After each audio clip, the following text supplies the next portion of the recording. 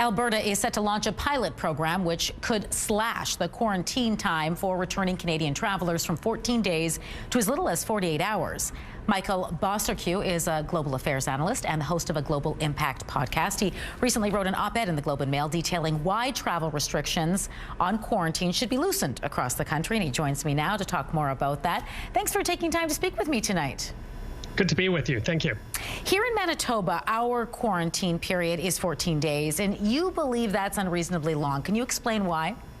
Sure. Well, I sit in on the biweekly WHO briefings and a number of other scientific briefings, and I think what we know now from experience and from the data and from the science is quite a bit different than, say, way back in March when these quarantine periods were established. So a lot of experts are saying quarantine should be a week, maybe even as little as 5 days. And the other thing I should add is that many other countries have already instituted much more flexible rules. For example, the United Kingdom has about 50 plus countries that if you go there and come back, you're exempt from quarantine. And also they're considering exempting certain business sectors in order to get the economy moving. So I think Canada should have a look at that and consider doing the same. Alberta definitely making some changes. What do you make of the pilot project there, which would slash quarantine time for returning travelers to just 48 hours? Yeah, it's a fantastic idea because, again, we know that these tests are fairly reliable. So the idea there is to allow people to travel, but when they come back, and these are Canadians only, by the way, is they get a test upon arrival. If it's negative, 2 days later, another test, and then they're free from quarantine. And I believe Ottawa has said that if this works in Alberta, then it could be rolled out nationally. Look, I've lived and worked in Manitoba, and I know how long and cruel the winters can be there.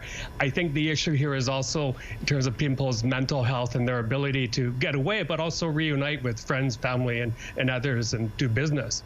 All right, since you're familiar with this province, do you know how this border closure has affected towns like Emerson, you know, that are right on the border? Well, if it's anything like where I am in Sydney, British Columbia, and I do know Emerson, you know, we are border towns and our links are very, very deep and very intimate. We breathe the same, for example, forest fire air as Washington State, fish the same waters, and our economy is so dependent on that U.S. dollar spending.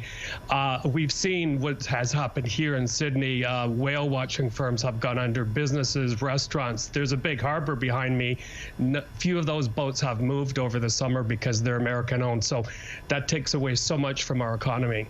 Christmas is quickly approaching. What do you think Ottawa needs to do, you know, by that time? I think that by that time, introduce more flexibility.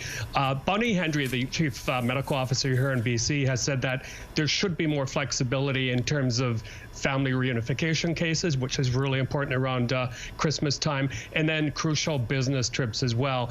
But again, we're so dependent on that traffic around Christmas time even here, is that Ottawa should look at those perhaps travel bubbles, for example, between us and Anacortes, Washington, across the water from here, where, by the way, the figures are relatively low. And I've just returned from there, and mask wearing is very, very extensive. So I think if the other side of the border is safe, then we should look at having travel corridors with them as well.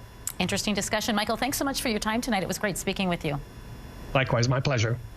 A Montreal high school teacher has been suspended over his use of offensive